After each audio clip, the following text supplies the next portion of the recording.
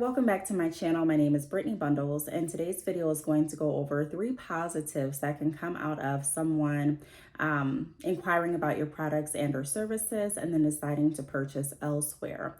This video is inspired by comments, DMs, some phone calls even that I've received from other people expressing different scenarios and questions that lead into this particular topic. Some people have stated that one of their biggest pet peeves in business is when customers or potential customers and clients reach out, ask a lot of questions about a particular product and or service, and then end up not purchasing.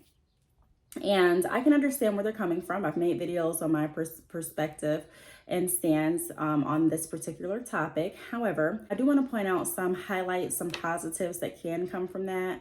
I like to look at business as a journey, as a marathon, not just a sprint or a race. If you're looking at something with a tunnel vision view, then it may be challenging for you to see why I say stick to the right behaviors, why I say don't focus just on getting a sale, focus on the relationships, because that truly will help sustain your business. Have you ever seen someone open a business and they were just booming when they opened, and then all of a sudden they dwindled away? Their popularity dwindled down, the trending product dwindled down, and eventually they stopped promoting their products and services, and then you stopped hearing about them. They closed, they went out of business.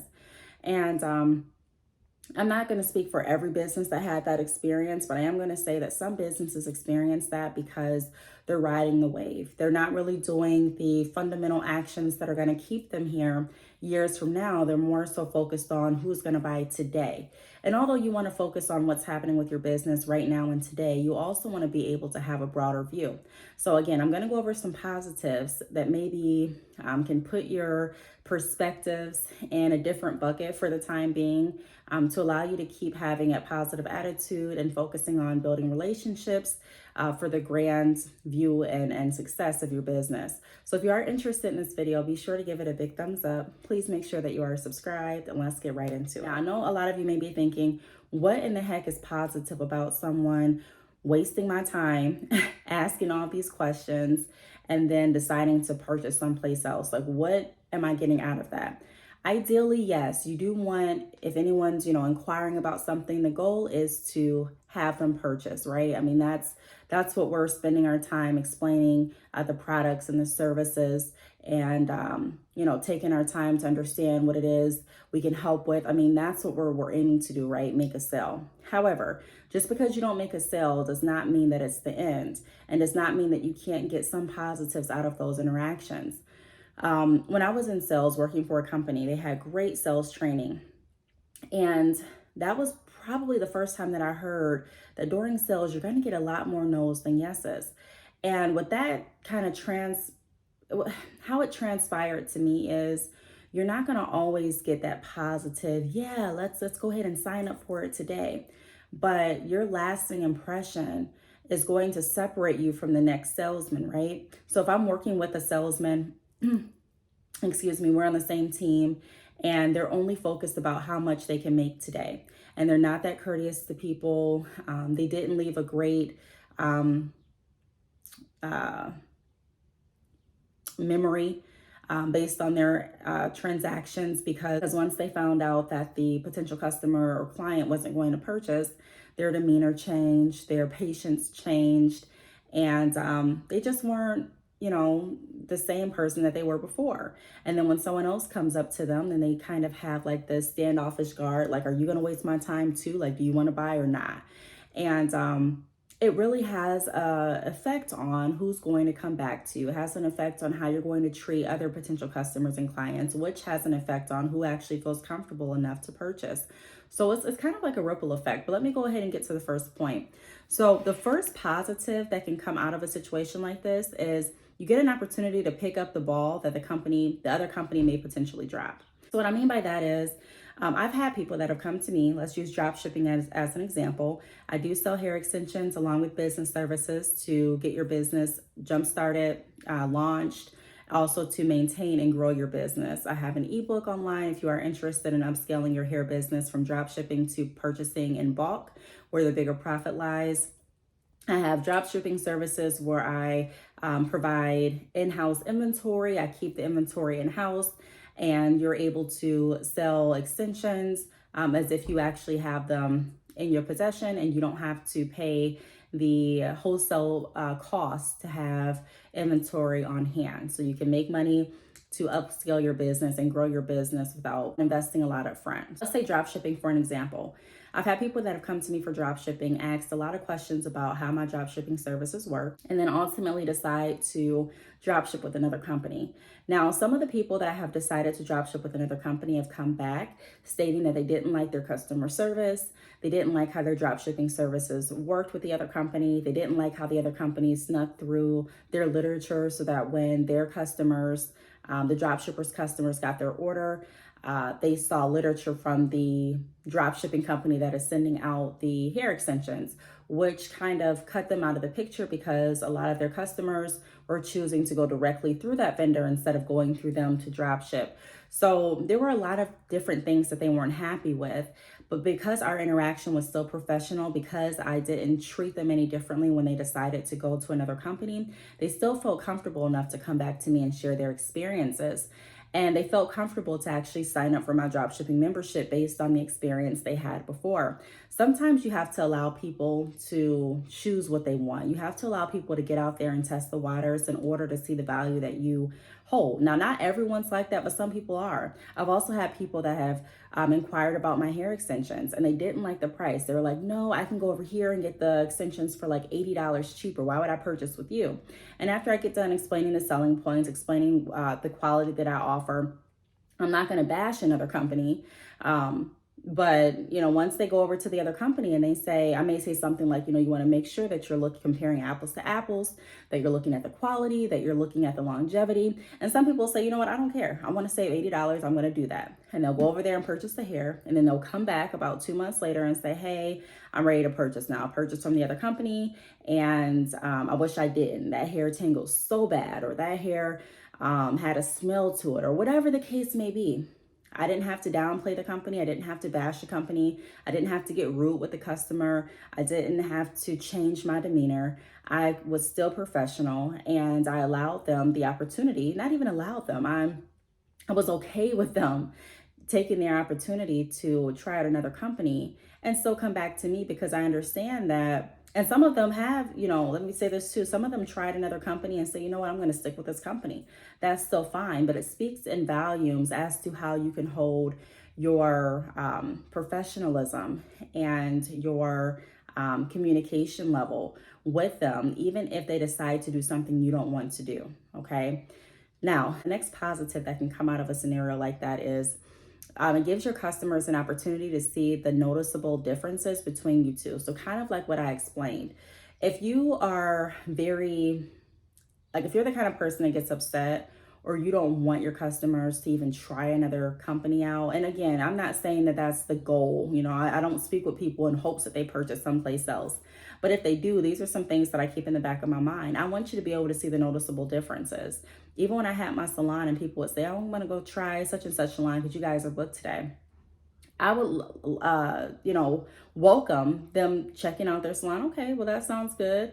I encourage you to do whatever's on your heart. And then if you decide that you want to come back, feel free to come back and we'll schedule you in the very next available appointment or something like that. But I'm still very pleasant, and it gives them an opportunity to compare different experiences. Now, is that saying that when they go to the other salon, they're not going to be satisfied? No, that's just saying that I know the type of quality that I offer with the products and services that I'm involved with.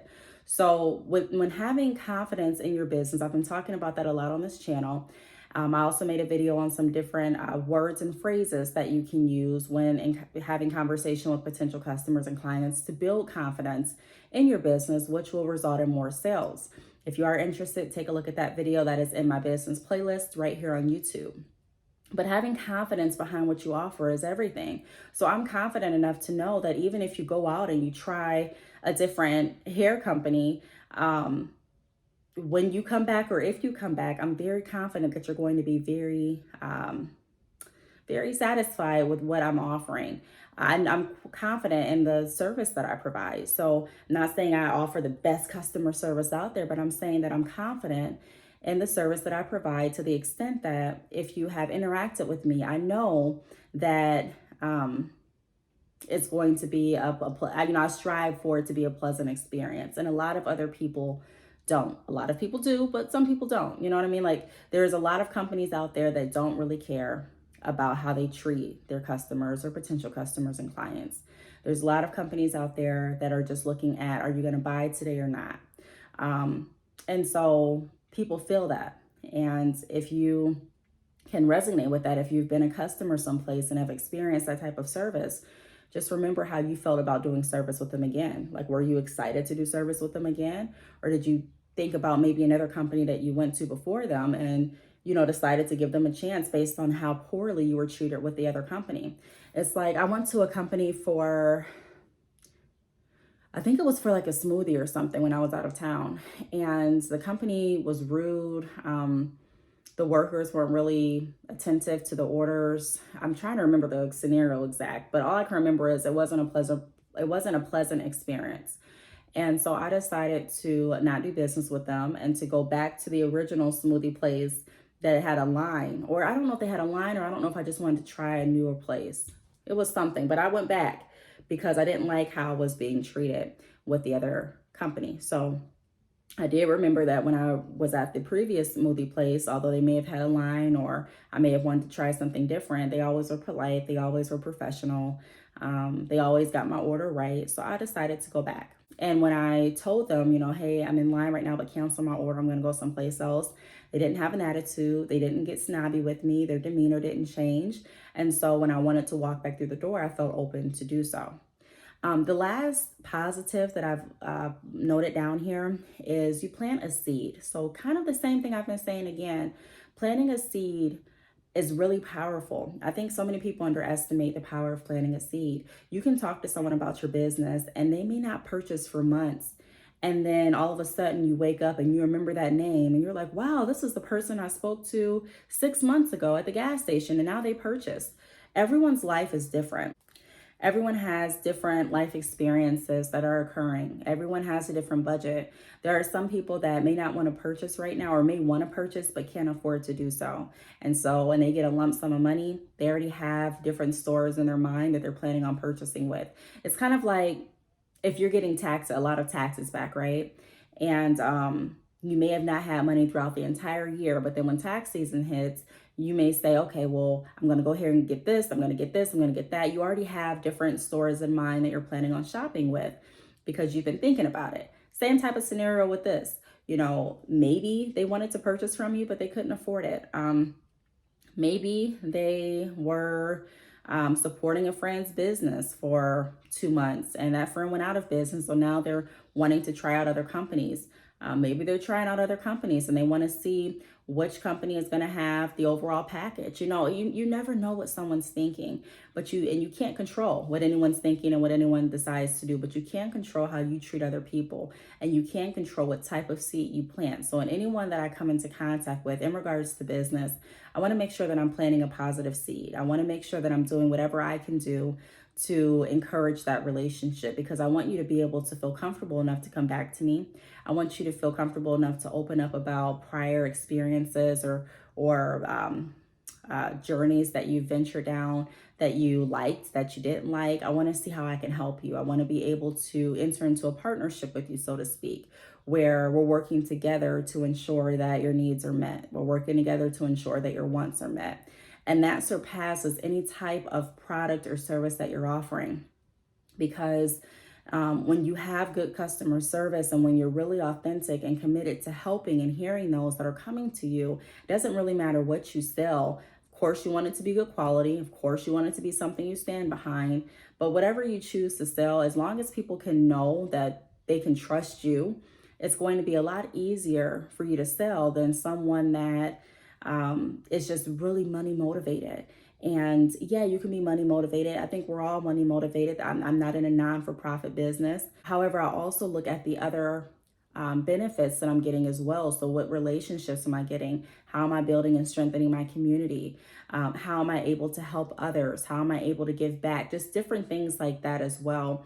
You want to make sure, and that goes back to what I said in the beginning of the video, looking at the entire process of what you're doing and not just having a tunnel vision and being completely, strictly money motivated. Yes, again, I'm not saying don't pay attention to the sales that you're getting or the money that you're making. I'm all for financial security as well, and financial freedom and stability. However, all of that comes when you're doing the right action steps. It's kind of like someone saying they want white teeth, right? And I'm working on that as we speak because I drink way too much coffee. But follow me here. If someone's saying I want white teeth and all they're focused on every day is I want white teeth, but they're not brushing their teeth every day, they're not flossing, they're not staying away from caffeinated drinks, they're not drinking water, they're not going to the dentist, they're not using mouthwash, they're not using any toothpaste, all of that contributes to the outcome that you're looking for. So you want to make sure that you're brushing your teeth multiple times a day. You want to make sure that you're using your mouthwash. You want to make sure that you're flossing. You want to make sure that you're cutting down on caffeine as much as you can. You want to make sure that you're drinking water. You want to make sure that you're going to the dentist. All of these things, all of these action steps will lead you to the result. So yeah, you can focus on what you want all day, but what are you going to do to get you there? And that's the type of mindset that I want to bring to the entrepreneurs that I work with. What are you doing to get yourself there? Yes, you may post, but posting sometimes is not enough to bring customers to you. Yes, you may speak with different people, but when you speak with them, what type of seeds are you planting? Are you checking your attitude? Are you checking the way that you come across? Are you able to communicate with different people from different walks of life? Are you able to understand what people are saying or have the confidence and security to ask questions if you don't?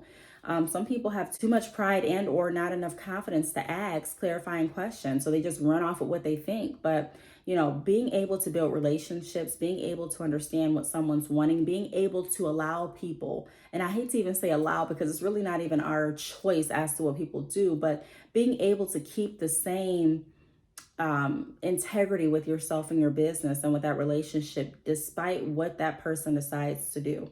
Even if they decide to never purchase from you, how are you going to conduct yourself? Because they may not purchase for you, but they may refer someone else to you that will. It could be a scenario where they have shopped someplace else and maybe they're shopping at that place because they're supporting a friend or family. And when you ask them about their hair extensions, they may say, hey, I'm thank you that you like my hair. I got my hair here, but I really, really have been wanting to try this hair company. Have you tried them? And so that's another reference that you could have for your business. You know what I mean? Like the better you treat people, the more success you will have. I truly believe that. So I really hope that this video helped put some positives in the mix and change some of your perspectives so that you won't feel like, darn it, I just wasted all of my time talking about things that they obviously they didn't care about. That's not necessarily true all the time. I hope this video helped. If you have any questions, feel free to leave them down below. Thanks so much for watching, and I will see you all in the next video. Bye.